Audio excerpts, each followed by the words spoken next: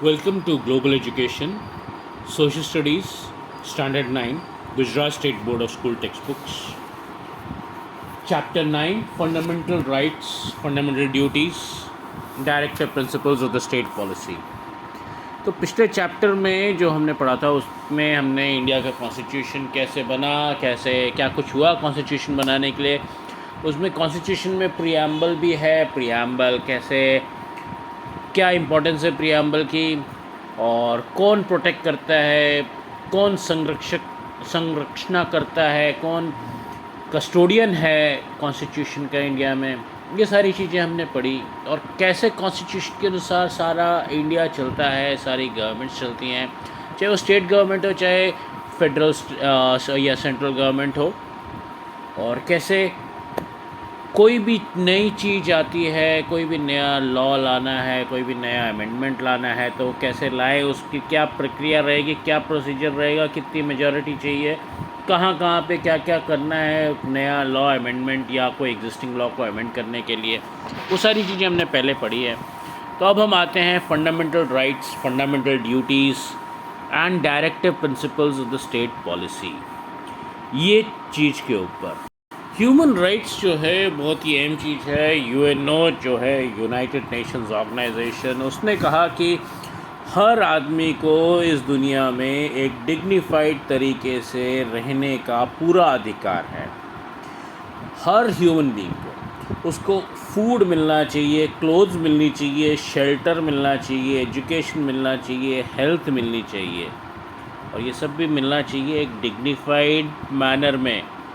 ये नहीं कि भीख मांग के तुम दे दो उसको, ऐसे नहीं, या उसको नीचा दिखा के ये सब चीज़ें दे दो, ऐसा नहीं, या गंदा खाना, डस्टबिन के लायक का खाना जो है वो उठा के उसको दे दिया, ऐसे नहीं, डिग्निफाइड मैनर में अच्छे तरीके से दो और रिस्पेक्टेबली दो, और किसी को कोई भेदभाव नहीं करो ऑन एनी बेसिस, चाहे रिलीजन हो, चाहे कंट्री हो, चाहे स्टेट हो, चाहे लैंग्वेज हो, चाहे कुछ भी हो, गोरा काला कुछ भी, किसी तरीके का कोई भेदभाव नहीं होना चाहिए। सब जनों को ये खाना, कपड़े, सर के ऊपर छत, पढ़ाई लिखाई और हेल्थ, ये सारी चीज़ें मिलनी चाहिए।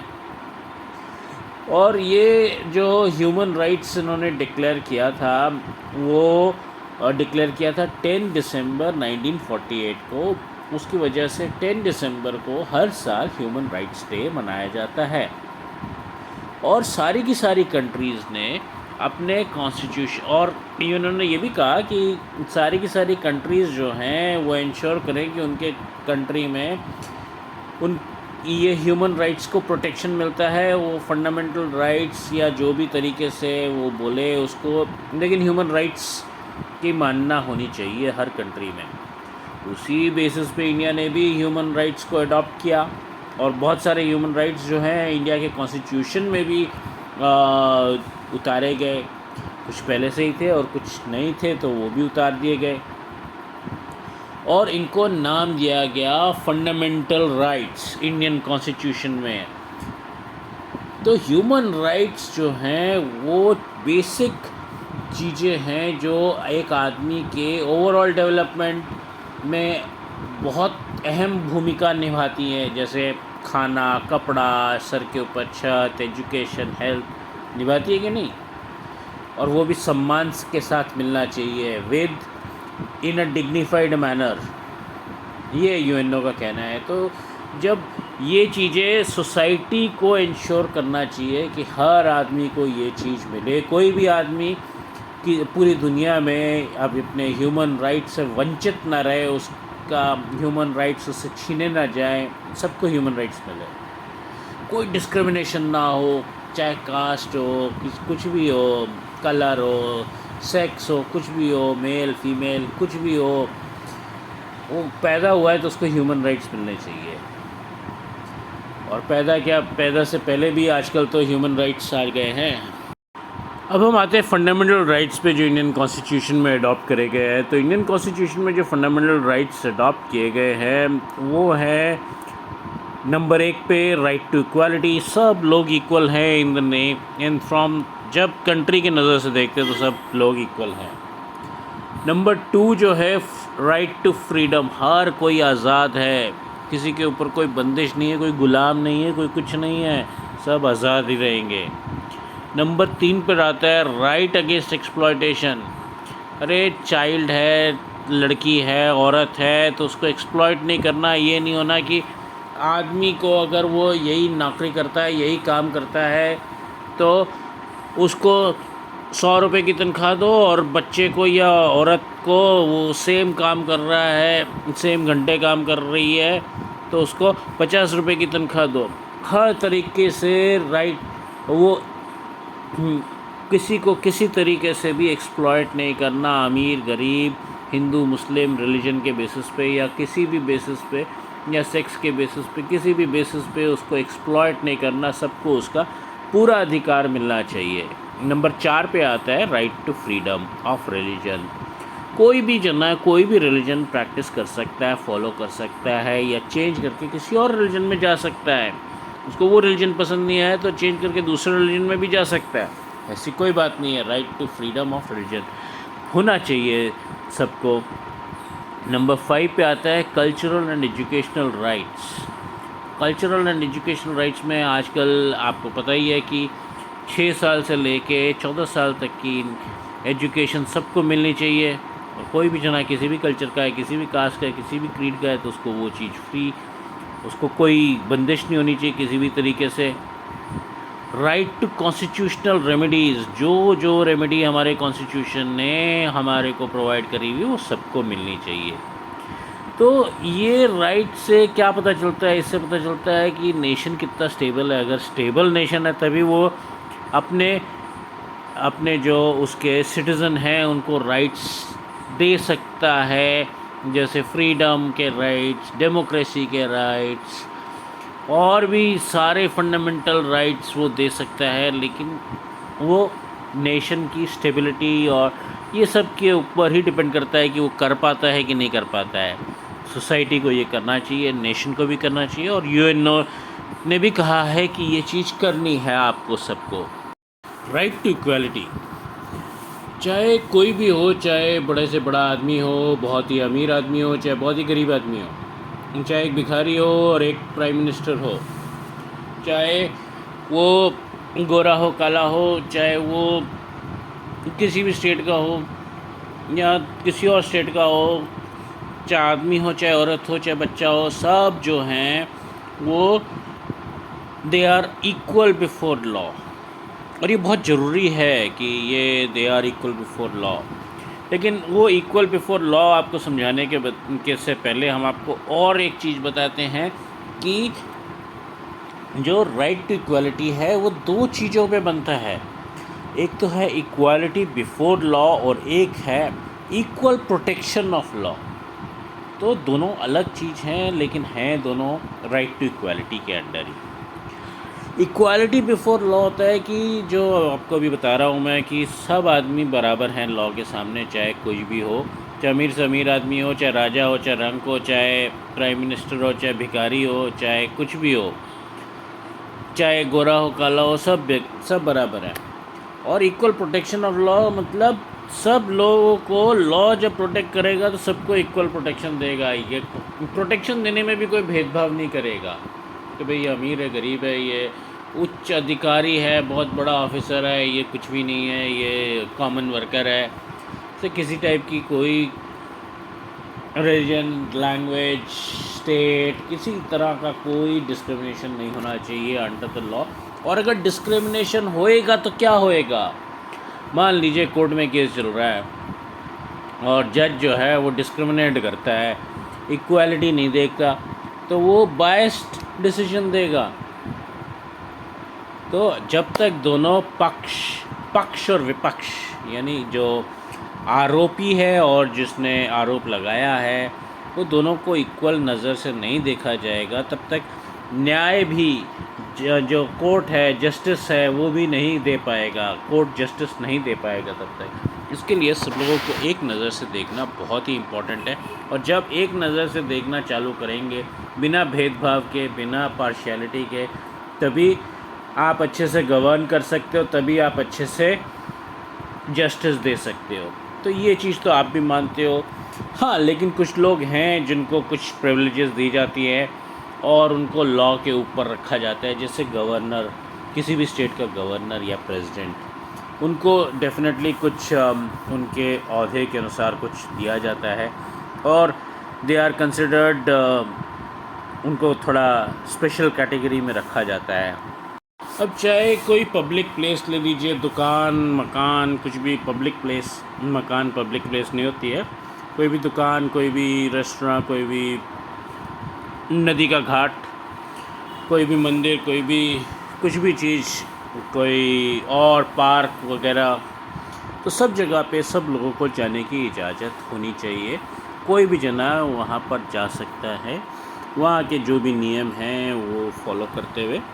हाँ, अगर वहाँ पे नियम है कि कूड़ा कूड़ेदान में डालिए, या थूकना मना है, या पेशाब करना मना है, उसके लिए शौचालय में जाइए, यानी कि टॉयलेट में, बाथरूम में जाइए, तो वो सब चीज़ों को मानते हुए सब लोगों के लिए वहाँ पर एंट्री है। कोई किसी को भी वहाँ पे मना नहीं करा जा सकता। अब आपने देखा होगा कि जो पुराने ज़माने में जब ये ब्राह्मण, क्षत्रिय, वैश्य, शूद्र होते थे, तब जो था कि नदी के घाट पे या कुएं पे, गांव के कुएं पे, वो शूद्रों को पानी नहीं निकालने देते थे या नहाने नहीं देते थे। उनके लिए अलग घाट बनाया जाता था या अलग कुएं बनाए जाते थे कहीं और पे गांव में, मेन कुएं जिससे बाकी लोग सब पानी लेते थे, उनसे वो लोग पानी नहीं ले सकते थे। इस तरह से कुछ भेदभाव होते थे। तो ये सब चीज़ें अब ख़त्म हो गई हैं। अब सब के लिए वो पब्लिक प्लेसेस जो हैं वो इक्वली खुली हुई हैं, चाहे वो कोर्ट क्यों ना हो, चाहे कुछ भी हो, चाहे स्कूल कॉलेज हो, कुछ भी हो, सब चीज़ें सबके लिए इक्वली ही बनाई गई हैं, जिसमें कोई भेदभाव नहीं होना चाहिए, ना तो किसी के बर्थ से, ना कास्ट से, ना रिलीजन से, ना क्रीड से, ना डिसेंट से, किसी भी तरीके का कोई भेदभाव नहीं होना चाहिए। तो और लॉ के सामने जो है सब लोग इक्वल हैं, वो तो मैंने आपको पहले ही बता दिया है।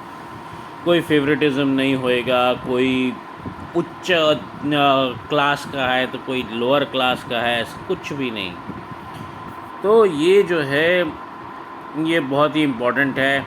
और गवर्नमेंट जो है, लेकिन वो उसके पास एक यहाँ पर अपॉर्चुनिटी है कि अगर कोई गवर्नमेंट को लगता है कि कोई पिछड़ा हुआ सेगमेंट है, या औरतें हैं, या बच्चे हैं, या और कोई पिछड़ा हुआ सेगमेंट है जैसे शेड्यूल ट्राइब, इनको दूसरों के बराबर लाने के लिए कुछ करना चाहिए, तो वो ज़रूर कर सकते हैं। उन माइनॉरिटी कम्युनिटीज़ के लिए, उन माइनॉरिटी सेगमेंट्स के लिए उनको बेटर एजुकेशन प्रोवाइड करें, उनको और किसी तरह की अपॉर्चुनिटी प्रोवाइड करें जिससे वो दूसरे सारे लोगों के बराबर आ सकें। तो ये यहाँ पे थोड़ा सा एक ग्राउंड दिया गया है सरकार को, अदरवाइज़ सब बराबर हैं। तो वो कुछ वेलफेयर एक्टिविटी इस तरह की कर सकते। और गवर्नमेंट नौकरी लेना है, कुछ भी करना है, या सरकार के इलेक्शन में, पार्लियामेंट के, या क्या कहते हैं, पंचायत के इलेक्शन में, या स्टेट गवर्नमेंट के इलेक्शन में खड़ा होना है, तो वो सब चीज़ के लिए जो डिस्फाइंड क्वालिफ़िकेशंस हैं वो पूरी करके आप आइए, तो फिर आप इक्वल अपॉर्चुनिटी के साथ सबके साथ खड़े होके वो जो है वो ले सकते हैं। Equal pay for equal work, ये भी एक बहुत इम्पॉर्टेंट चीज़ है, जो कि मैंने आपको पहले ही बता दिया है कि चाहे आदमी हो, चाहे बच्चा हो, चाहे एक औरत हो, वो अगर एक ही काम कर रहे हैं तो उन सबको एक ही सैलरी मिलनी चाहिए। सैलरी में आदमी, औरत या बच्चे का भेदभाव नहीं होना चाहिए।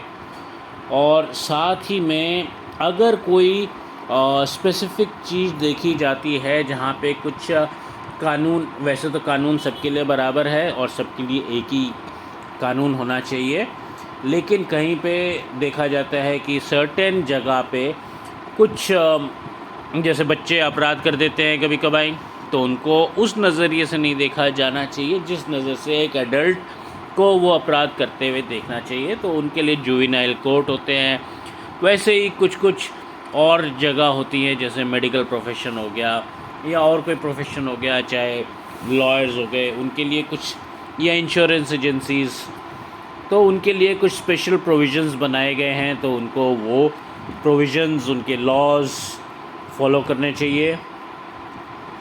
तो इस तरीके की कुछ कुछ चीज़ों में वो लोगों को इक्वालिटी पे लाने के लिए ये सब करा गया है कि सर्टेन चीज़ें ऐड करी गई। ये जैसे जो मैंने आपको स्पेशल प्रोविज़न्स बताए वो आ जाएगा doctors, advocates, teachers, insurance agencies, women, juvenile, ये सब के केस में आ जाएगा। तो सब लोगों को इक्वल अपॉर्चुनिटी मिलनी चाहिए। और पुराने ज़माने में आज़ादी से पहले आपको पता है कि काफ़ी सारे रियासतें होती थी और उनके राजा होते थे, दीवान होते थे, नवाब होते थे, इस तरह के बहुत सारे लोग होते थे। तो उनको एक डेजिग्नेशन दिया जाता था, दीवान साहब, राय बहादुर साहब, राजा साहब, नवाब साहब, इस तरह से। तो जो इंडियन गवर्नमेंट है यानी कि इंडियन कॉन्स्टिट्यूशन, उसके तहत ये सारे टाइटल्स इस तरह के हटा दिए गए हैं। अब सब जो हैं वो बराबर हैं, इस तरह का कोई टाइटल नहीं रहेगा। हाँ, गवर्नमेंट आपको आपके उससे खुश होके आपको कोई अवार्ड दे, अशोक चक्र, पद्म विभूषण, कई जिंदा रहते हुए मिलते हैं सम्मान, इस तरह के कोई ऐसा भी होता है कि वीर गति पाने के बाद में इस तरह का सम्मान मिलता है, सर्वोच्च बलिदान देने के बाद में। तो वो सब जो हैं जैसे पद्म विभूषण, पद्म भूषण, पद्मश्री, परमवीर चक्र, इस तरह के जो हैं ये आप कैरी कर सकते हैं, ये गवर्नमेंट आपको देती है, ये आप कैरी कर सकते हो। इसके अलावा कुछ टाइटल्स और भी होते हैं जो हमारे आर्म्ड फोर्सेस में दिए जाते हैं, जैसे मेजर, जनरल, कैप्टन, इस तरह के, या commodore, air commander, wing commander, इस तरह के एयरफोर्स में या नेवी में जो रैंक्स दिए जाते हैं वो आप आपके नाम के आगे लगा सकते हो, वो चीज़ अलग है। लेकिन ये राजा साहब, दीवान जी, राय बहादुर, इस तरह के जो हैं, नवाब साहब, ये सब आपके नाम के आगे से हटा दिए गए हैं। ये सब क्यों करा गया है? ये सब इक्वालिटी लाने के लिए करा गया है, ताकि सब लोग एक बराबर रहें, कोई डिस्क्रिमिनेशन ना हो किसी के भी ऊपर किसी भी तरीके से, चाहे वो लैंग्वेज वगैरह छोड़िए, इस तरह का डिस्क्रिमिनेशन ना हो जाए कि वो नवाब या राजा या ऐसे वैसे करके कुछ। इक्वालिटी के बाद में दूसरा आता है राइट टू फ्रीडम। अरे आज़ादी तो हमने 1947 में ले ली थी। We are an independent country since 15 अगस्त 1947। तो फिर ये फ्रीडम क्या आ गया? और कौन सा फ्रीडम चाहिए आपको? तो एक नहीं, 6 फ्रीडम है यहाँ पर, freedom of right to freedom में। तो ये 6 फ्रीडम्स जो हैं ये क्या हैं? पहला है freedom of speech and expression. आप कुछ भी बोल सकते हैं और एक्सप्रेस कर सकते हैं। ज़रूरी नहीं कि आप बोल के सब चीज़ बोली जाती है, कई चीज़ें जेस्चर्स से और इशारों से भी कही जाती है। कहीं पे आँख के इशारे होते हैं, कहीं पे मुंह से हंसी होती है, कहीं पे कुछ होता है, कहीं पे हाथ के इशारे होते हैं, कहीं पे कुछ होता है। तो फ्रीडम ऑफ एक्सप्रेशन के मतलब स्पीच के साथ में freedom of speech and expression कहा जाता है इसको। पॉइंट नंबर 2, दूसरा फ्रीडम जो है, to assemble peacefully without arms. आप इकट्ठा हो सकते हैं कहीं पे, लेकिन आपके पास में हथियार नहीं होने चाहिए। नंबर 3, टू फॉर्म एसोसिएशंस और यूनियंस। आप एसोसिएशन भी बना सकते हैं, यूनियन भी बना सकते हैं। जैसे एसोसिएशन आपकी बनती है आपकी सोसाइटी में, आपके रेजिडेंट्स वेलफेयर एसोसिएशन, या आपके जहाँ पे रहते हो वहाँ पे सोसाइटीज़ बनती हैं।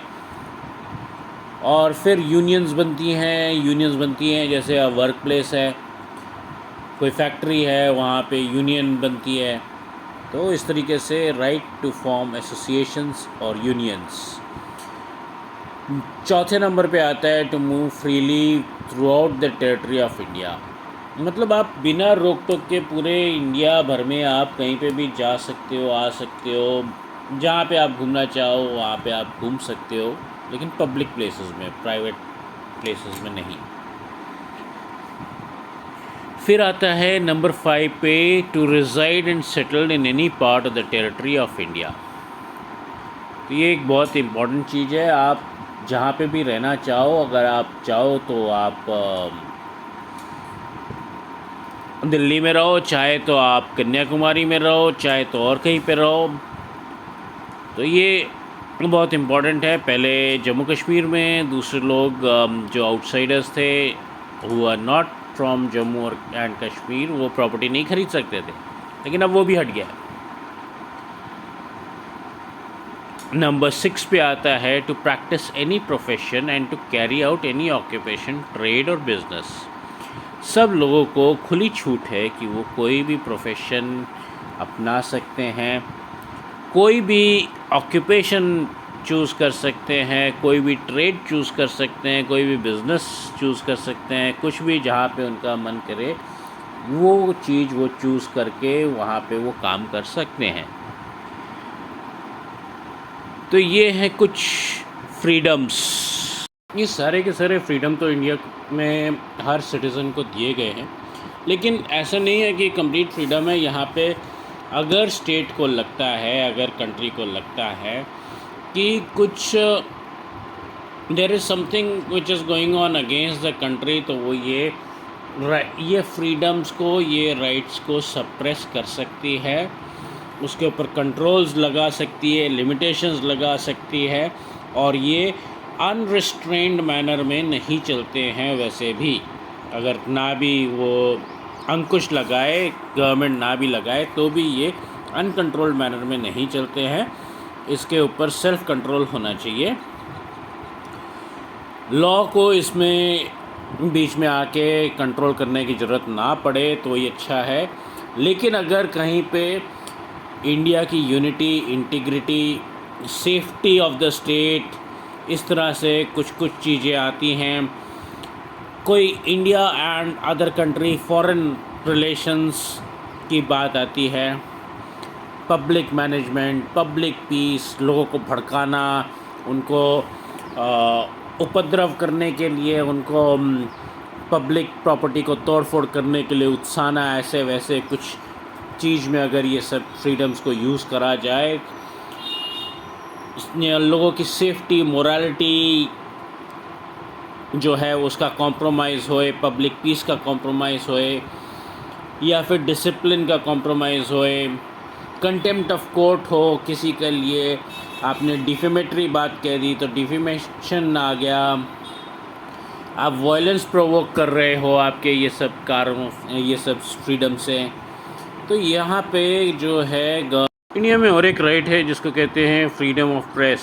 तो फ्रीडम ऑफ प्रेस में कोई ऐसे डायरेक्ट प्रेस को फ्रीडम नहीं दिया गया हुआ है, लेकिन क्योंकि वो प्रेस जो है, यानी कि न्यूज़पेपर जो है, वो लिख के, मतलब बोल के नहीं कुछ करता है, वो लिख के करता है। तो लिखने को भी एक मीडियम ऑफ एक्सप्रेशन मान के इसको फ्रीडम ऑफ एक्सप्रेशन या राइट टू एक्सप्रेशन के तरफ से इसको भी फ्रीडम दिया गया है। लेकिन वो भी फिर भी जो है अपने अंकुश में रहना चाहिए सबको। सिर्फ ये नहीं सोचना चाहिए कि freedom of speech and expression है तो हम कुछ भी कहीं पे भी, इवन कंट्री के अगेंस्ट या किसी को डिफेमेशन करते हुए, किसी को नीचा दिखाते हुए हम बोल सकते हैं। ऐसा नहीं है, हमको अपनी लिमिटेशन में ही रहना चाहिए डिस्पाइट ऑल दीज फ्रीडम्स। और एक चीज़ बहुत ख़ास है, वो ये है कि इसको जो है गुनहगार के ऊपर नहीं डाला जाता है। ये गुनाह होने से पहले उसको, गुनाह को प्रिवेंट करने के लिए, क्राइम को प्रिवेंट करने के लिए, या कोई अनटोवर्ड इंसिडेंट को प्रिवेंट करने के लिए, कोई वायलेंस, कोई सोशल वायलेंस, कोई पब्लिक को भड़का रहा है, कुछ ऐसे वैसे चीज़ों को प्रिवेंट करने के लिए प्रिवेंशन के फॉर्म में यूज़ करा जाता है। This is not a punishment. तो प्रिवेंटिव डिटेंशन, अगर कोई जना ऑलरेडी अरेस्टेड है तो उसके ऊपर प्रिवेंटिव डिटेंशन नहीं आ सकती जब तक वो अरेस्ट से बाहर नहीं निकलता। और ये जो प्रिवेंटिव डिटेंशन है, इसके अंडर भी अगर कोर्ट या जो और एक चीज़ रहती है या members of the advisory board अगर इसको रिव्यू करें, इसको देखें और वो कहे कि ये डिटेंशन जायज़ नहीं थी, तो उसको आपको छोड़ना पड़ेगा, गवर्नमेंट को छोड़ना पड़ेगा। तो दिस जो है ये प्रिवेंटिव डिटेंशन कैंसिल करी जा सकती है बाय द जजेस ऑफ द सुप्रीम कोर्ट या members of the advisory board. और उसके अलावा जब भी डिटेंशन करना है, प्रिवेंटिव डिटेंशन करना है, तो स्टेट या यूनियन जो है, यानी कि स्टेट या सेंट्रल गवर्नमेंट, वो डिसाइड कर लेती है टर्म्स ऑफ डिटेंशन कैसे कैसे होना है। Right against exploitation. तो राइट अगेंस्ट एक्सप्लॉयटेशन जो है वो बहुत ही इम्पॉर्टेंट चीज़ है। इसके अंदर आप किसी को भी उसके मिनिमम वेजेस दिए बगैर उसको काम नहीं ले सकते हो, उससे काम नहीं ले सकते हो।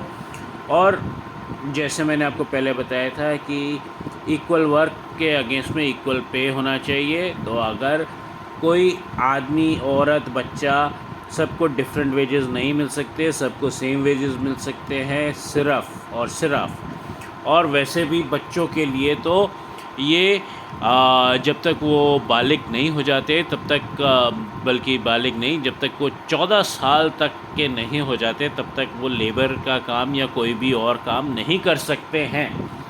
और उनको एम्प्लॉय करना या तो फैक्ट्री में या माइन में या किसी भी जगह पे, होटल में, घर पे, हाउस होल्ड सर्वेंट की तरह, गैराज में, कहीं पे भी उनको एम्प्लॉय करना इज़ इल्लीगल। तो ये सब कुछ और आपको और एक चीज़, अगर आप इसके 14 इयर्स के साथ कोई लिंक करेंगे तो there is free and education for everyone in India from the age 6 to 14। तो प्राइमरी एजुकेशन 6 to 14 इयर्स में फ्री है। और उस दौरान ये किसी को चाइल्ड लेबर करने में अगर डाला जाए तो वो दैट इज़ इल्लीगल। और इसके अलावा ये चाइल्ड लेबर एक्ट के अंडर आता है और ये पनिशेबल ऑफेंस है। अब और एक चीज़ होती है, जैसे पुराने ज़माने में स्लेवरी होती थी, बंधुआ मजदूर, फोर्स्ड लेबर, या किसी को किसी तरीके से उसको फोर्स करके फ्री में काम करवाना या उसको ख़रीदना, बेचना ह्यूमंस को, ये सब पनिशेबल ऑफेंस हैं। Illegal trade, children, women, forced labour, impose slavery, ये सारी पुरानी सिस्टम की जो चली आ रही गंदगी थी वो सब हटा दी गई है। और किसी को भी अगर जो उसका मिनिमम वेजेस है उससे कम नहीं देना है, ये स्ट्रिक्टली पनिशेबल ऑफेंस है। लेकिन यहाँ पे एक डिविएशन है कि अगर स्टेट चाहे और for the welfare of the state, public welfare के लिए या स्टेट मिलिट्री के लिए, सर्विसेज के लिए, वो किसी को भी एम्प्लॉय कर सकती है। कोई जेंडर, कास्ट, क्लास, सब चीज़ को छोड़ के किसी को भी एम्प्लॉय कर सकती है। किसी भी रिलीजन के, किसी भी जेंडर के, किसी भी कास्ट के, किसी भी क्लास के आदमी को, औरत को एम्प्लॉय कर सकती है। और विदाउट वेजेस, विदाउट रेम्यूनरेशन भी कर सकती है। यहाँ पे ये डिविएशन है, लेकिन this is only in the interest of the country, उसके अलावा नहीं है। और ये मैंडेटरी सर्विसेज में ही आएगा। भारत सरकार का, गवर्नमेंट का कोई धर्म नहीं है और इंडियन स्टेट में वो सेक्युलर है, क्योंकि तो वो किसी भी रिलीजन को या सेक्ट को प्रेफरेंस नहीं दे सकता है, किसी के साथ फेवरेटिज्म नहीं कर सकता है। तो रिलीजियस मैटर से स्टेट को दूर ही रहना चाहिए। और वो जो है, रिलीजियस ग्रुप्स को और भी एक फ्रीडम दिया गया है कि वो अपने रिलीजन को प्रैक्टिस करने के लिए, एडमिनिस्टर करने के लिए, उनके फिलैंथ्रोपिक एम्स को बढ़ाने के लिए वो कोई इंस्टीट्यूशन चालू करना चाहें और उसको अच्छे से रन करना चाहे तो वो कर सकते हैं।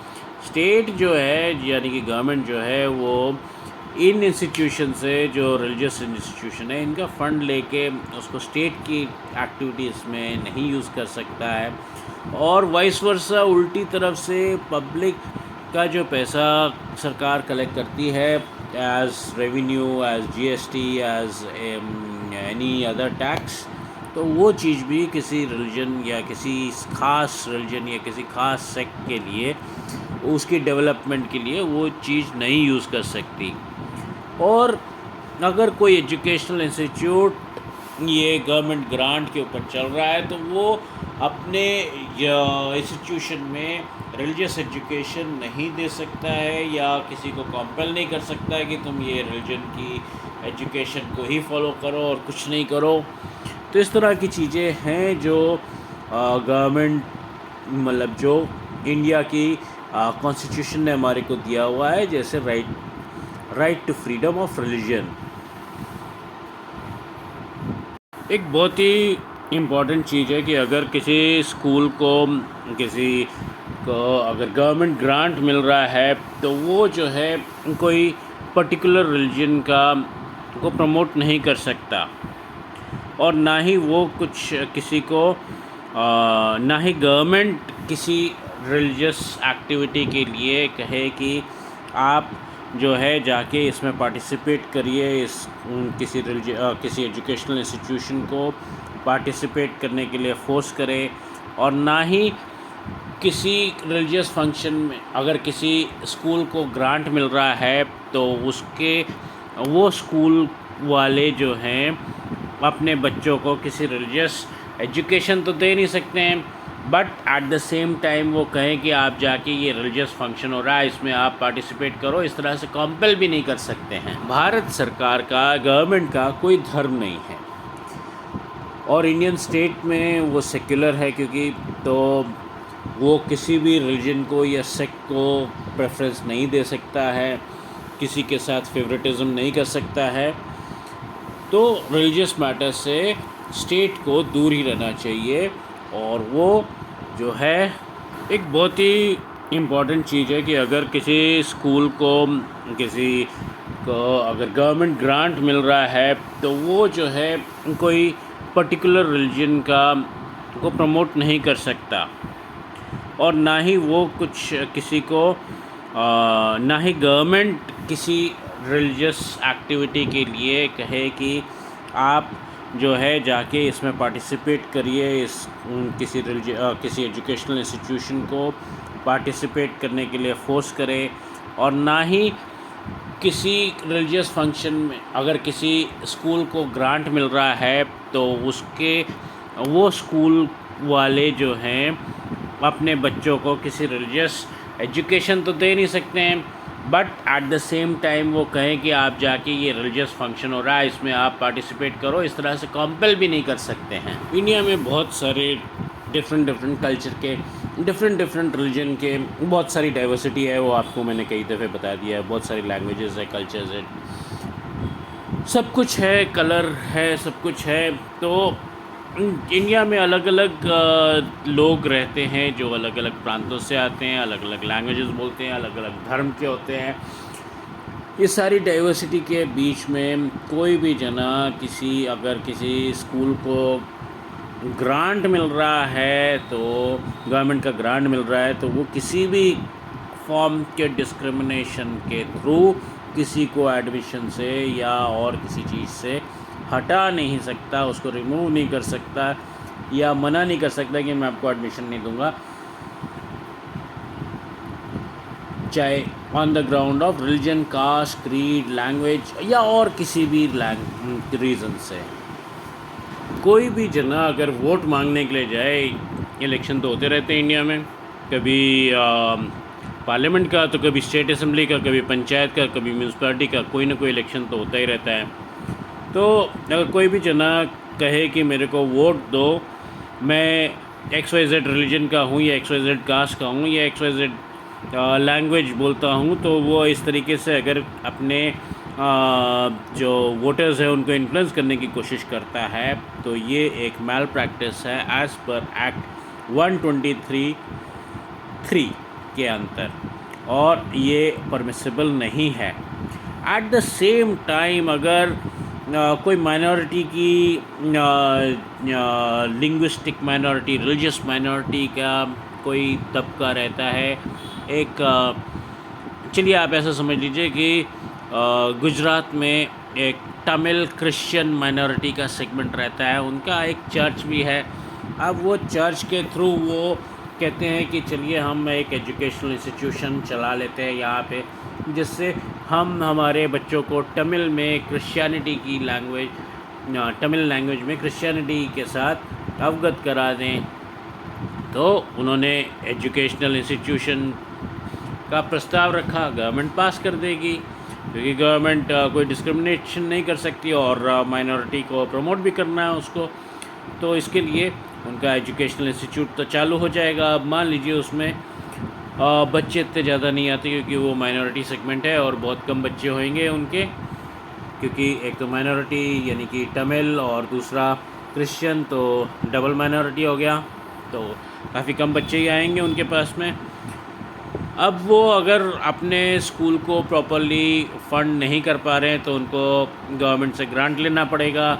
जो फ़ीस आ रही है उनके पास में वो सफिशिएंट नहीं है टीचर्स को रखने के लिए, सब कुछ मैनेज करने के लिए, तो वो अपना गवर्नमेंट से ग्रांट मांगेंगे। अगर वो ग्रांट मांगते हैं तो any school which receives a government grant, वो किसी दूसरे लोगों को एडमिशन लेने से रोक नहीं सकता और वो कोई रिलीजियस एजुकेशन नहीं दे सकता।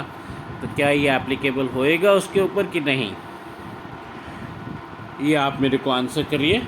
और फिर अगर मान लीजिए कि गवर्नमेंट कहती है कि ये हम प्रॉपर्टी ले लेते हैं, ये स्कूल ले लेते हैं और इसके ऊपर हम, इनके पास काफ़ी अच्छा स्कूल है, काफ़ी बिल्डिंग बड़ी है या काफ़ी स्पेस है, इसमें काफ़ी बच्चों को अकोमोडेट करा जा सकता है, तो हम ये स्कूल को टेक ओवर कर लेते हैं और इसको एक्सपैंड कर देते हैं, इसकी बिल्डिंग और बड़ी बना देते हैं, इसमें ज़्यादा बच्चे आके पढ़ लिख खेल सकते हैं।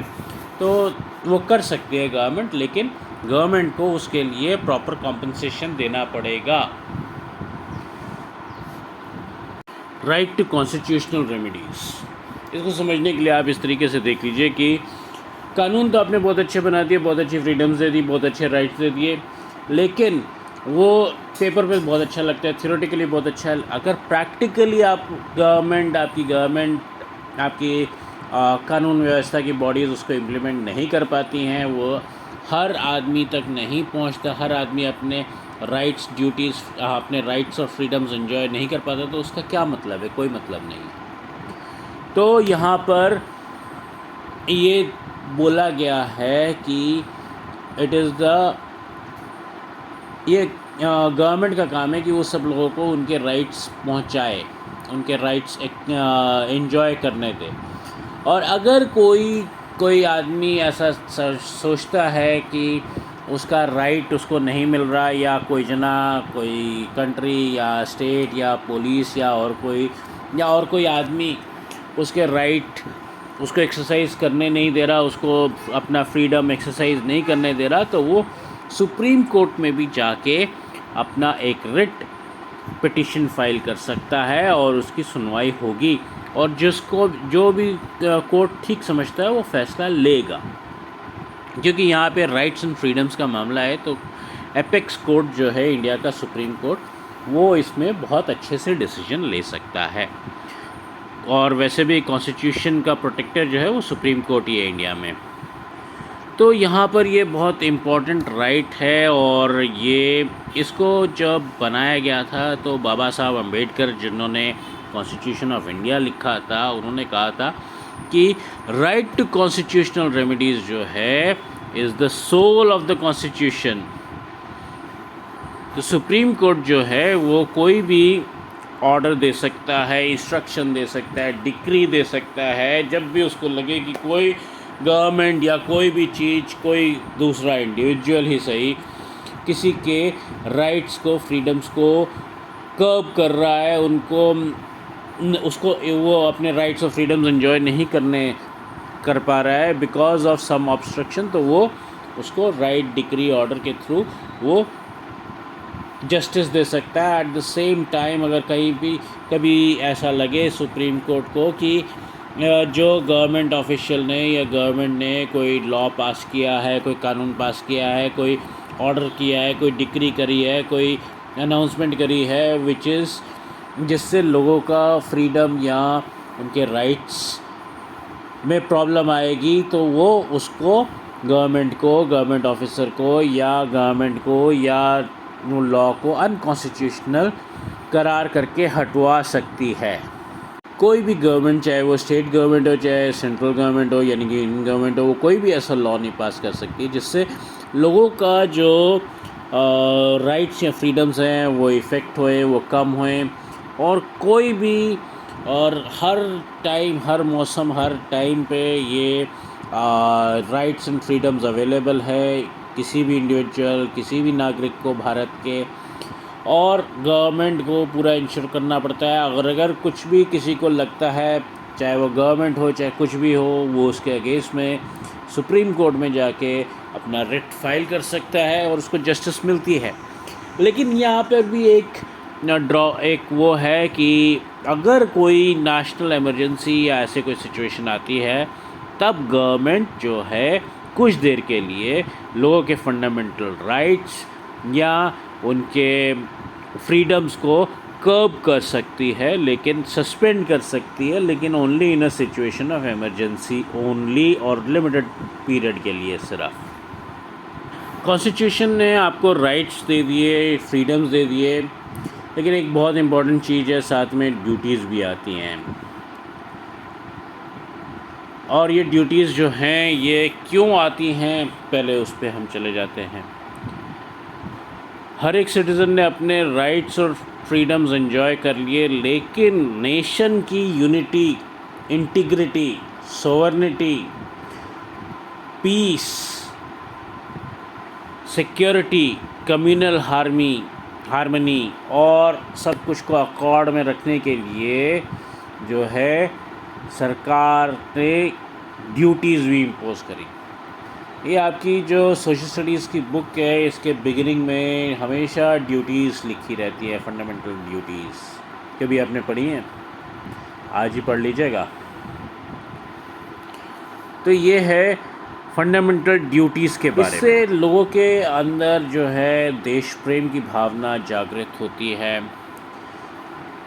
पूरे कंट्री की यूनिटी आती है, अच्छे अच्छे आइडियल्स आते हैं लोगों के अंदर, अच्छे कर्म करने का एहसास आता है, वैल्यूज़ आती है। इस तरह की काफ़ी चीज़ें आती हैं जो नेशन को बिल्ड करने के लिए बहुत इम्पॉर्टेंट होती है। और हर आदमी का, हर सिटीज़न का ये पूरा कर्तव्य है कि वो इंडिया की यूनिटी, इंटीग्रिटी, सोवरेनिटी ये सब को बिल्ड करके रखे और उसके साथ अलाइंड रहे। तो इसके लिए ड्यूटीज़ जो है वो इक्वली इम्पॉर्टेंट हैं। 6 जनवरी जो है वो इंडिया में फंडामेंटल ड्यूटीज़ डे की तरह सेलिब्रेट करा जाता है। और इस दिन पे जो है और ये आपको बताया जाता है कि अगर आप कोई भी ड्यूटी फॉलो नहीं करोगे तो आपको सेंटेंस भी करा जा सकता है, आपके ऊपर कानूनी कार्रवाई हो सकती है, आपको उसके लिए सज़ा मिल सकती है। हर नागरिक को, हर टीचर को, अपने बच्चों को, अपने स्टूडेंट्स को ये उनकी फंडामेंटल ड्यूटीज़ भी बतानी चाहिए। और ये ड्यूटीज़ और रिस्पॉन्सिबिलिटीज़ जो हैं ये एक नागरिक के लिए उसके सोशल लाइफ में, उसके कस्टम्स में, सोसाइटी में जो बुरी चीज़ें हैं जैसे अनटचेबिलिटी हो गया, चाइल्ड लेबर हो गया, विमेन एक्सप्लॉयटेशन, डाउरी, दहेज, फीमेल फोर्टिसाइड, बच्चे को अगर लड़की है तो उसको गर्भ में ही प्रेगनेंसी के दौरान ही उसको टर्मिनेट कर देना, उसको मार देना। इस तरीके की जो भी सुपरस्टिशन हो, गंदा कस्टम हो, उन सब को बंद करने का जिम्मेदारी, ड्यूटी दी गई है सारे के सारे सिटीजन्स को। और ये कहा जाता है, मतलब डायरेक्ट करा गया है कि एक अच्छा सिटीज़न बनने के लिए आपको ये सब चीज़ करनी पड़ेगी, तभी आपकी कंट्री अच्छी बन पाएगी। और आपकी नेशनल रिस्पॉन्सिबिलिटी है ये, और इससे इंटरनेशनल ब्रदरहुड भी बनता है और एक्सप्लॉयटेशन फ्री सोसाइटी बनती है। तो ये ड्यूटीज़ क्या हैं, ये सब चीज़ करने के लिए ये ड्यूटीज़ क्या है, चलिए आइए हम देखते हैं। कॉन्स्टिट्यूशन को मानना है, उसको नंबर 1 जो है कॉन्स्टिट्यूशन को मानना है। उसके आइडियल्स, जब कॉन्स्टिट्यूशन लिखा गया तो बहुत अच्छे आइडियल्स रखे गए, बहुत अच्छे नज़रिए रखे गए कि ये चीज़ हम अचीव करना चाहते हैं, तो इसके लिहाज से हम इस तरीके से कॉन्स्टिट्यूशन लिखते हैं। तो आपको भी आपके कंट्री की का बहुत अच्छा रिस्पेक्ट करना चाहिए, आपके नेशनल फ्लैग का रिस्पेक्ट करना चाहिए, आपके नेशनल एंथम का रिस्पेक्ट करना चाहिए, कॉन्स्टिट्यूशन का भी रिस्पेक्ट करना चाहिए।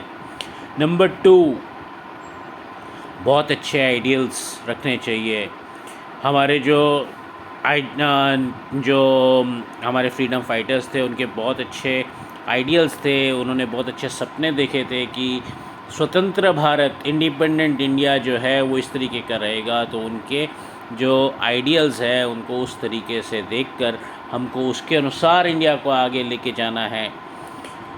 नंबर 3 पे आता है to uphold and protect the sovereignty, unity and integrity of the country of India.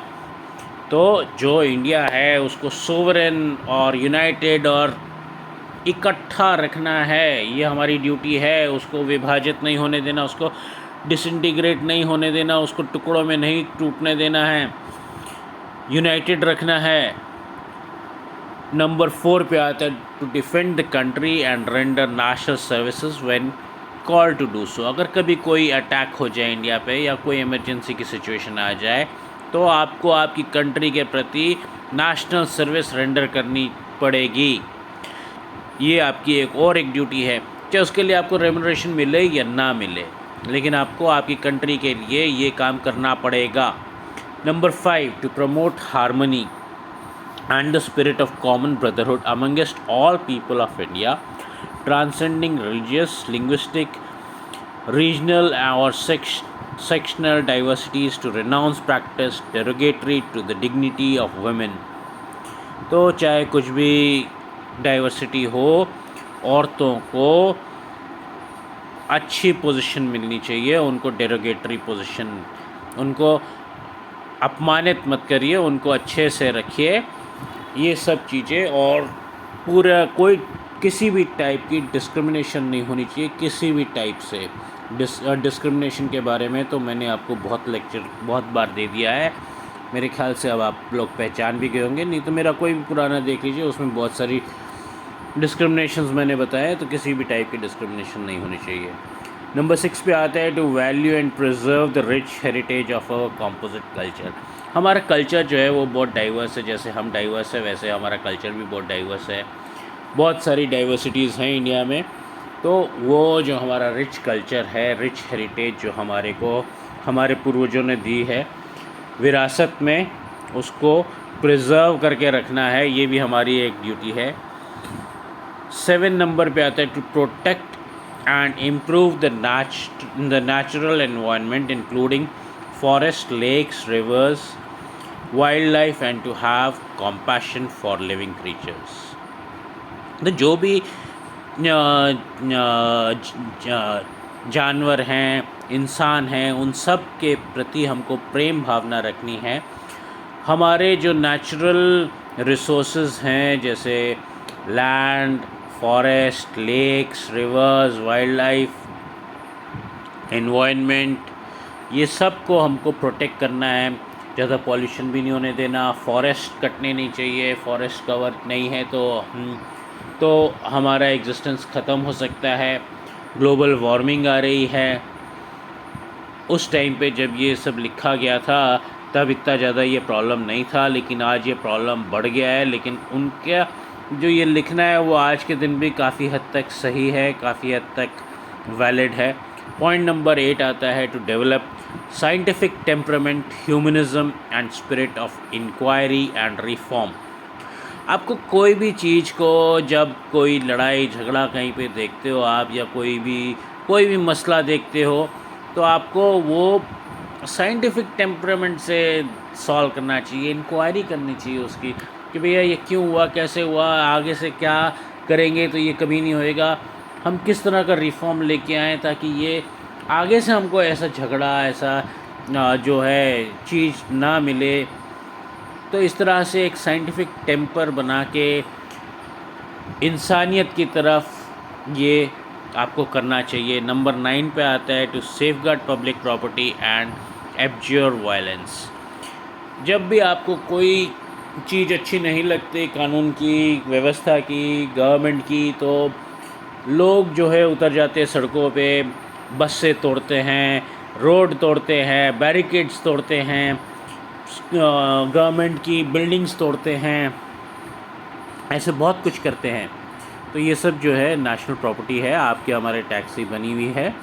ये चीज़ आप मत करिए, पब्लिक प्रॉपर्टी को मत तोड़िए और अच्छे नागरिक बनिए। आप जाके कोर्ट में इसका एप्लीकेशन करिए या पीसफुल प्रोटेस्ट करिए। नंबर 10 पे आता है to strive towards excellence in all spheres of individual and collective activity so that the nation constantly rises to higher levels of endeavour and achievement. बिल्कुल सही बात है। नेशन जो है, आपकी कंट्री हमेशा ऊपर ऊपर और ऊपर की तरफ ही बढ़े, हमेशा तरक्की करे, और उसके लिए कुछ भी चीज़ की ज़रूरत है तो आपको करना चाहिए। चाहे वो आप इंडिविजुअली करो, चाहे आप टीम वर्क में करो, चाहे सारे कंट्री मिलके करे, लेकिन country should go up, India should go up. Number 11, जो भी पेरेंट्स हैं, गार्जियंस हैं, उनको अपने बच्चों को, चाइल्ड को पूरी फैसिलिटी देनी चाहिए ताकि 6 साल से लेके 14 साल की उम्र तक वो अपनी प्राइमरी एजुकेशन ग्रहण कर सकें। तो ये था about the directive, about the duties. अभी हम आते हैं directive principles of the state policy. Directive principles of the state policy जो है चैप्टर 4 में इंक्लूड किया गया है कॉन्स्टिट्यूशन में। ये कोई लॉ नहीं है, कोई किसी को कोई अधिकार नहीं दिया हुआ कि आप ये चीज़ आपका नहीं हो रहा है तो आप जाके कोर्ट में अपील कर सकते हैं, ऐसा कुछ नहीं है इसमें। ये सिर्फ एक डायरेक्शन, एक दिशा बताते हैं सरकार को, चाहे वो प्रेजेंट सरकार हो, चाहे फ्यूचर सरकार हो, और चाहे सेंटर की हो, चाहे स्टेट की हो, चाहे यूनियन टेरिटरी की हो, उसको एक दिशा बताते हैं कि जब भी आप कुछ पब्लिक के लिए, जनता के लिए, सिटीज़न के लिए कोई पॉलिसी बनाते हैं, कोई लॉ बनाते हैं, तो आप ये चीज़ों को ध्यान में रखिए। इससे पब्लिक का, देश का भला होगा। तो ये इस तरह की चीज़ें हैं इसमें, जिसमें पॉलिटिकल जस्टिस, सोशल, इकोनॉमिक, ये सारी चीज़ें आ जाती हैं, और भी बहुत सारी चीज़ें इसमें एनकम्पास हो जाती हैं।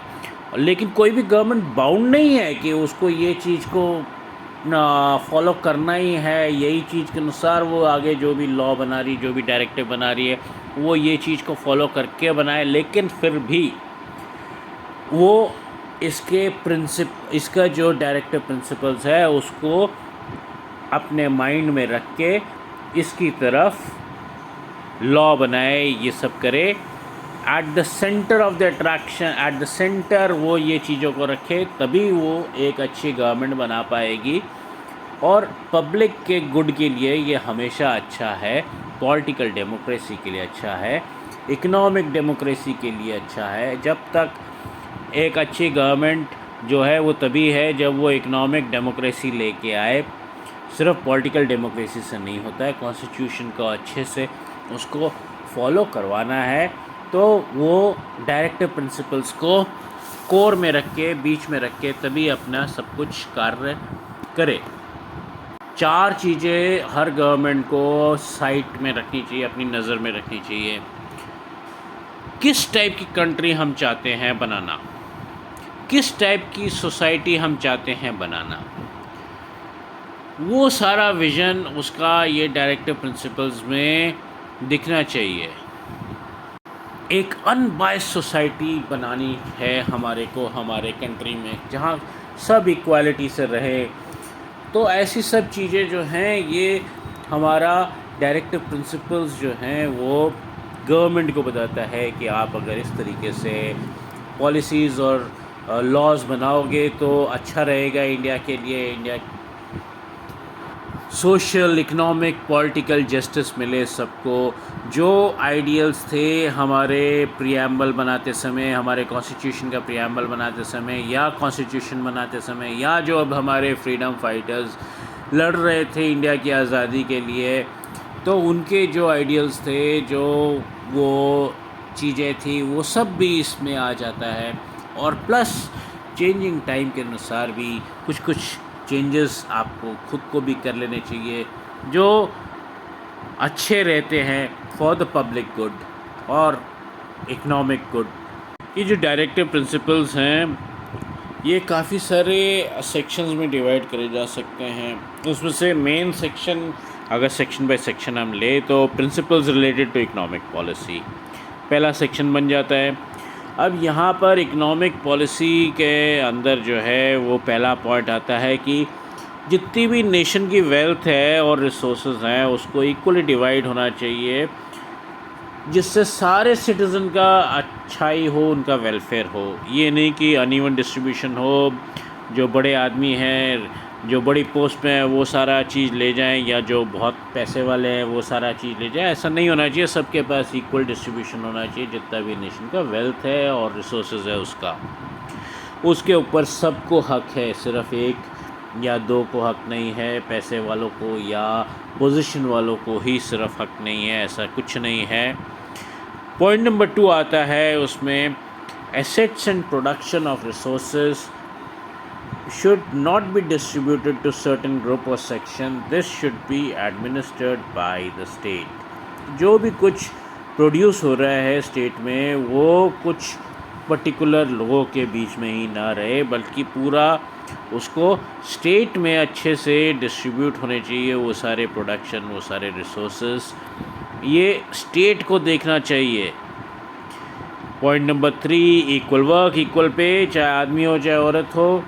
ये पॉइंट हम डिस्कस कर चुके हुए एक दो बार पहले भी, आज ही के दिन, मतलब इसी चैप्टर में।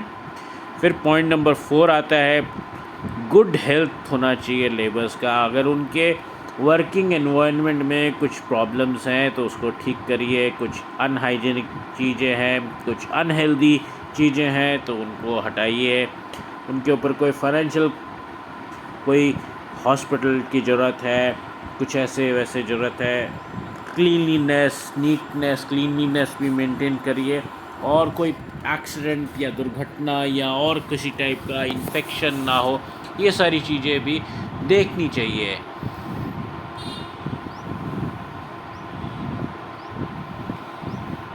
फिर आता है पॉइंट नंबर 5, तो कोऑपरेशन बनानी चाहिए इंडस्ट्री, एडमिनिस्ट्रेशन और लेबर्स के बीच में। यानी कि पूरा का पूरा बिज़नेस कैसे चलता है, सरकार की एडमिनिस्ट्रेशन हो गई, इंडस्ट्रियल यूनिट्स हो गए और लेबर हो गई। इंडस्ट्रियल यूनिट यानी कि जो पैसे वाले लोग हैं वो कैपिटलिस्ट, और लेबरर्स तो गवर्नमेंट, इंडस्ट्रियलिस्ट, कैपिटलिस्ट और लेबरर्स, तीनों में कोऑपरेशन होनी चाहिए, तभी कंट्री आगे बढ़ पाएगी, तभी प्रोडक्शन ज़्यादा होएगा। फिर आता है protection of children against exploitation. उनको, बच्चों को पेरेंट्स छोड़ ना दें, अनाथ ना कर दें। उनको एक हेल्दी लाइफ जीने का पूरा अधिकार है, एजुकेशन लेने का अधिकार है। तो ये सारी चीज़ें को इंश्योर करना सरकार के ऊपर भी आता है, इसकी जिम्मेदारी सिर्फ इंडिविजुअल्स के ऊपर नहीं बल्कि सरकार के ऊपर भी आती है। पॉइंट नंबर 7 जो है, वो सारी की सारी महिलाएं जो होती हैं, जब वो काम कर रही होती हैं तो उनका बीच में डिलीवरी का टाइम आ जाता है, तो उस टाइम पे उनको डिलीवरी लीव, मैटरनिटी लीव जिसको कहते हैं, वो मिलनी चाहिए। जो फैक्ट्रियों में, माइंस में वर्कर काम कर रहे हैं, उनको उनके प्रोटेक्शन के लिए इंश्योरेंस करवा के देना चाहिए कंपनी को, माइन ओनर को, फैक्ट्री ओनर को। साल में बोनस देना चाहिए, मैटरनिटी लीव देनी चाहिए, ग्रेच्युटी देनी चाहिए, और भी जो लीगल राइट्स, ये सारे के सारे इंसिडेंटली जो हैं, ये these are backed by certain acts in the parliament under the law, जैसे law, gratuity act, PF act, public इस तरह से ये काफ़ी सारे चीज़ें जो है ये किसी किसी राइट्स में हैं, तो ये राइट्स में भी आते हैं और directive principles of the state policy में भी आता है कि ये जो है इनको दिया जाना चाहिए, लीव दी जानी चाहिए, ग्रेच्युटी दी जानी चाहिए, और भी हेल्थ इंश्योरेंस इस तरह की चीज़ें इनको दी जानी चाहिए। पॉइंट नंबर 8 जो आता है वो ये है कि जो एनिमल हस्बेंड्री, जो पशुपालन कर रहे हैं, गाय भैंस बकरी इस तरह का जो कर रहे हैं, या जो एग्रीकल्चर कर रहे हैं, उनको मॉडर्न साइंटिफिक लाइंस से प्रोवाइड करना चाहिए कि कैसे करें कैसे ना करें, गायों को इनको क्या बीमारी हो जाती है, वो क्या खाने से ज़्यादा दूध देंगी, इस तरीके की, और उनको क्या खाने से अच्छा रहता है, उनकी हेल्थ अच्छी रहती है, क्या चीज़ नहीं खाने के लिए देनी चाहिए, साइंटिफिक तरीके से ये सारा चीज़ उनको बताया जाए।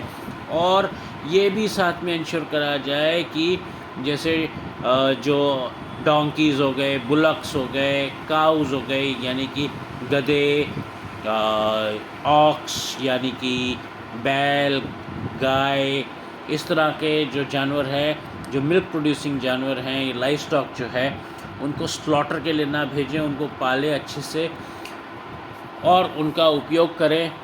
तो पॉइंट नंबर 9 पर हम आते हैं। इक्वल लीगल राइट सबको मिलना चाहिए। स्टेट को फ्री लीगल सर्विस भी देनी चाहिए उन सिटीजन्स को जो अफोर्ड नहीं कर सकते, जो जानकारी नहीं रखते, या जो अफोर्ड नहीं कर सकते, फाइनेंशियली इनकेपेबल है या फीबल हैं, उनको उनका कानूनी अधिकार लेने के लिए उनको फ्री लीगल एड भी देनी चाहिए, फ्री लीगल सर्विसेज भी प्रोवाइड करनी चाहिए। नेक्स्ट आता है principles related to the social policy. Next आता है principles related to social policy. जो वीकर सेक्शन होते हैं सोसाइटी के, चाहे शेड्यूल कास्ट हो, शेड्यूल ट्राइब हो, चाहे गरीब लोग हो, चाहे बैकवर्ड क्लास हो, चाहे एजुकेशनली अनएजुकेटेड लोग हों, चाहे गरीब लोग हों, इकनॉमिकली गरीब लोग हों, तो इन लोगों को मद्देनज़र रखते हुए, इन लोगों को नज़र में रखते हुए सेंटर को, स्टेट को जो भी काम करना चाहिए वो ऐसा काम करना चाहिए ताकि इन लोगों का कोई सोशल एक्सप्लॉयटेशन ना हो और इनको जस्टिस भी मिले, इनको इनके साथ अन्याय ना हो, इनको जस्टिस भी मिले। सब लोगों को यूनिफॉर्म सिविल कोड यानी कि सब लोगों को एक नज़र से देखना, सारे सिटीजन्स को जो इंडिया के सिटीजन्स हैं उनको एक ही नज़र से देखना, उनके ऊपर जस्टिस ठीक तरीके से हो, सबको जस्टिस मिले, सोशल जस्टिस मिले, चाहे वो मैरिज हो, डाइवोर्स हो, एडॉप्शन हो, जुवेनाइल एसेट हो, किसी भी टाइप का चीज़ हो, उस सब में उनको एक नज़र से देख के उनको उनके साथ न्याय होना चाहिए। और स्टेट को ऐसा प्रोविज़न, स्टेट को, सेंटर को, गवर्नमेंट को यानी कि ऐसा प्रोविज़न्स बना के रखने चाहिए, ऐसा स्ट्रक्चर बना के रखना चाहिए कि सब लोगों को इक्वल अपॉर्चुनिटी मिले एजुकेशन की, सब लोगों को इक्वल एजुकेशन मिले, सब लोगों को राइट टू एम्प्लॉयमेंट हो, जो ओल्ड एज होम्स हों वो अच्छे से डेवलप्ड हों ताकि ओल्ड एज में लोगों को, सिर्फ ओल्ड एज होम्स नहीं, ओल्ड एज में लोगों को अच्छे से रखा जाए और साथ में उनका कभी किसी को भी ओल्ड एज में नहीं, चाहे उसके अलावा भी जवानी में भी इलनेस हो या ऐसे वैसे कोई भी इनऑस्पिशियस सिचुएशन से गुज़रता है तो उसको अच्छे से रखा जाए, गरीबों को भी अच्छे से रखा जाए। इस तरह का एक सोशल पॉलिसी भी है डायरेक्टिव प्रिंसिपल्स में जो गवर्नमेंट को करनी चाहिए। नेक्स्ट आता है principles related to international and political policies. देखिए इंटरनेशनल तो बोल दिया, लेकिन पहले अपने घर को तो ठीक कर लीजिए, उसके बाद में पूरी दुनिया के बारे में भी सोचने का मौका मिला जाएगा। तो इसके लिए अगर अपने घर को ठीक करना है तो सबसे पहले हमको सबसे लोएस्ट लेवल जो हमारा गवर्नमेंट का है वो है पंचायत। पंचायत को हर स्टेट में, पूरे इंडिया भर में ठीक से एडमिनिस्टर करिए। पंचायती राज ठीक से आए, लीडरशिप, ऑफिसर्स, फाइनेंशियल, ये सारी की सारी जो है वो ठीक से चले।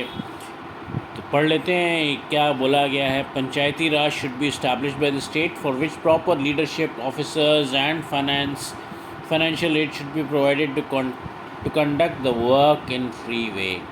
तो जैसे मैंने आपको बोला कि सबसे पहले अपना घर ठीक कर लो, बुनियादी तौर से फाउंडेशन आ गया पंचायत, फाउंडेशन ठीक हो जाएगा, फिर ऊपर ऊपर ऊपर बिल्डिंग बनाओगे, उसके बाद में इंटरनेशनल की तरफ जाना।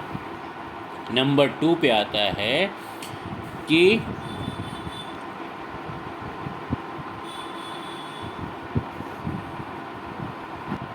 जो भी हमारे न्यायपालिका के कोर्ट के जजेस वगैरह हैं वो सब फ्री फियरलेस होके जजमेंट दे, उनके ऊपर कोई किसी का दबाव ना रहे कि गवर्नमेंट का दबाव है, पुलिस का दबाव है, मिलिट्री का दबाव है, ऐसा कोई दबाव ना रहे। वो पूरा इम्पार्शियल होके बिना डर के अपनी जो ठीक जजमेंट है वो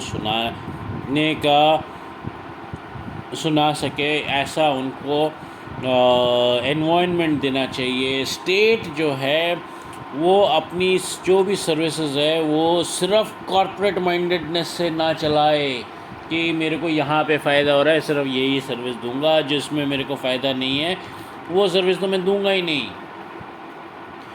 अब आप देख लीजिए कि जो नीटनेस या क्लीनलीनेस, जो गार्बेज पिक करना है, म्यूनसिपैलिटी का काम होता है कि गार्बेज यानी कि कूड़ा उठाओ और पब्लिक टॉयलेट वगैरह साफ़ करो। इससे वो कहेंगे कि मेरे को कोई इनकम नहीं हो रही है, गवर्नमेंट कहेगी मेरे को कोई इनकम नहीं हो रही है ये कूड़ा उठाने से या ये पब्लिक टॉयलेट साफ़ करने से, तो मैं ये काम डिसकंटिन्यू करता हूँ, जिसमें मेरे को फ़ायदा लग रहा है मैं सिर्फ वही काम करूँगा। अब आपके शहर में मान लीजिए बसेस चलती हैं या मेट्रो चलती है, तो वो मेट्रो या बसेस जो हैं सिर्फ प्रॉफिटेबल रूट्स पे ही नहीं चलती, अनप्रॉफिटेबल रूट्स पे भी चलती हैं।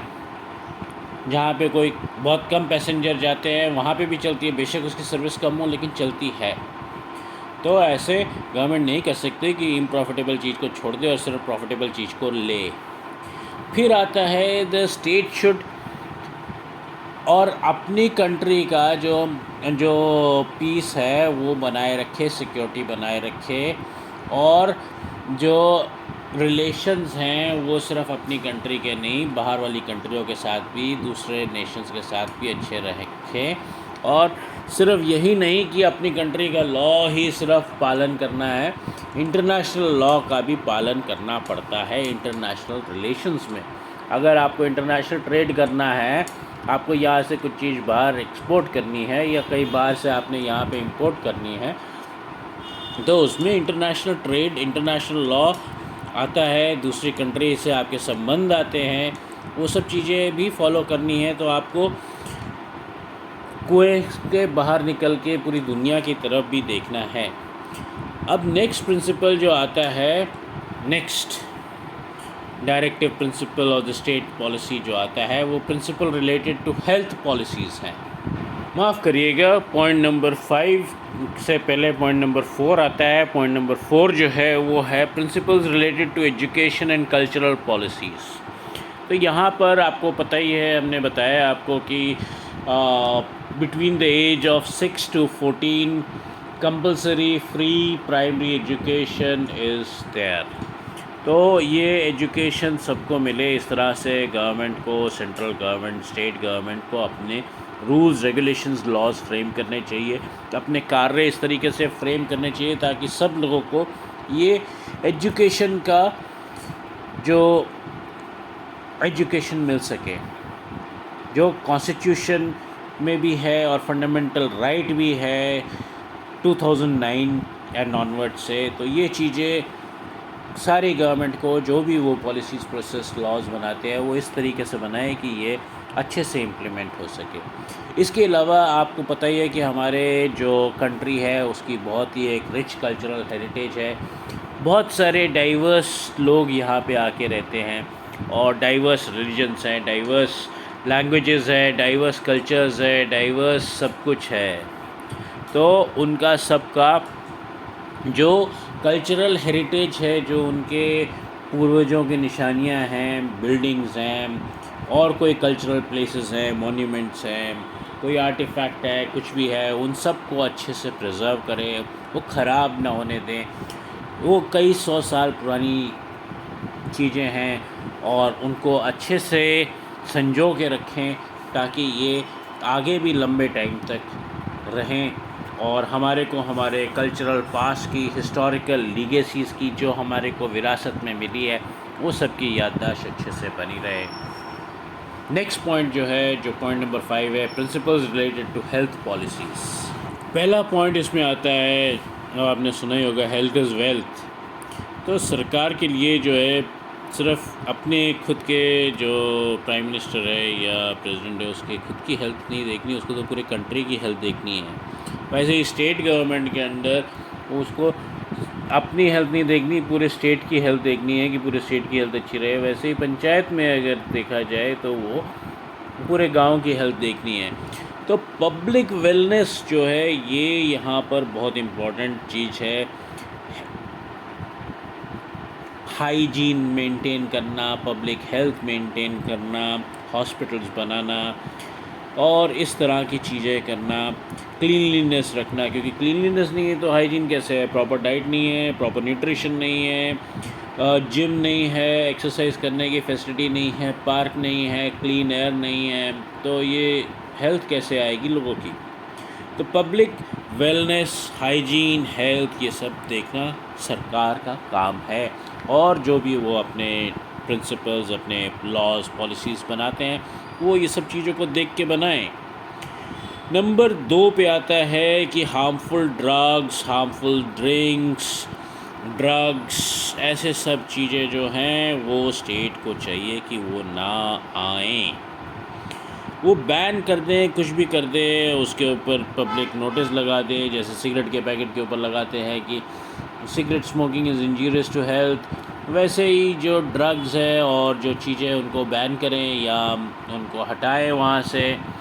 इस तरह से चीज़ें करें तो पब्लिक गुड के लिए अच्छा रहेगा।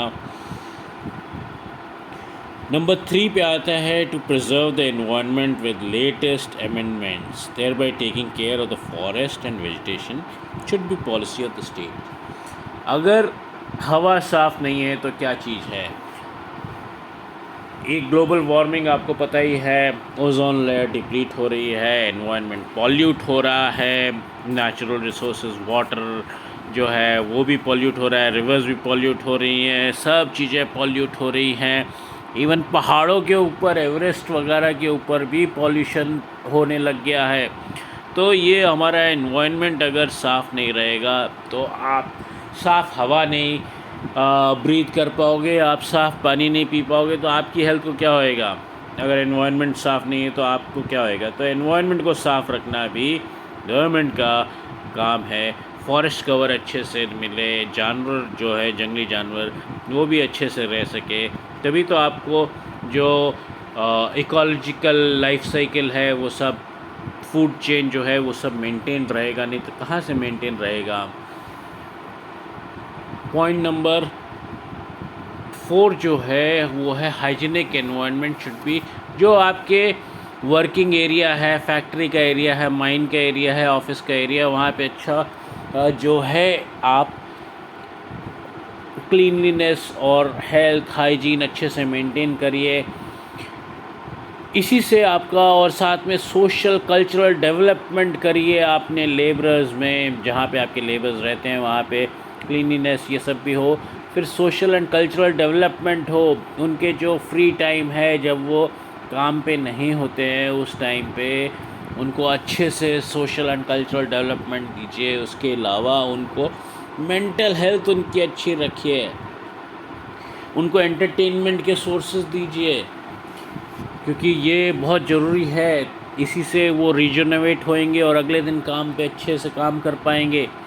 तो ये सब चीज़ें जो हैं ये स्टेट को, गवर्नमेंट को मद्देनज़र रखते हुए अपने सारे पॉलिसीज़, प्रोसीजर्स, लॉज बनाने चाहिए। इस तरह से हमने देखा कि किस तरीके से गवर्नमेंट को, जो हमारा कॉन्स्टिट्यूशन बताता है कि आप क्या कुछ करिए जिससे कि सब लोग इक्वल, सब लोगों को जस्टिस मिले, इक्वल रहे, अच्छा एनवायरनमेंट रहे, कोई एक्सप्लॉयटेशन ना हो किसी का भी, किसी भी ग्राउंड पे कोई एक्सप्लॉयटेशन नहीं हो, सोसाइटी को किस तरफ से आगे बढ़ना है और उसके अनुसार आपको क्या लॉज क्या वो बनाने चाहिए ताकि एक अच्छी सोसाइटी आपकी डेवलप हो सके, आपकी कंट्री में बहुत अच्छा रिलेशंस रहे, डोमेस्टिक भी इंटरनेशनल भी, इस तरह की एक अच्छी सोसाइटी बने जहाँ पे सब चीज़ का ध्यान रखा जा सके, लोगों के एजुकेशन का, उनके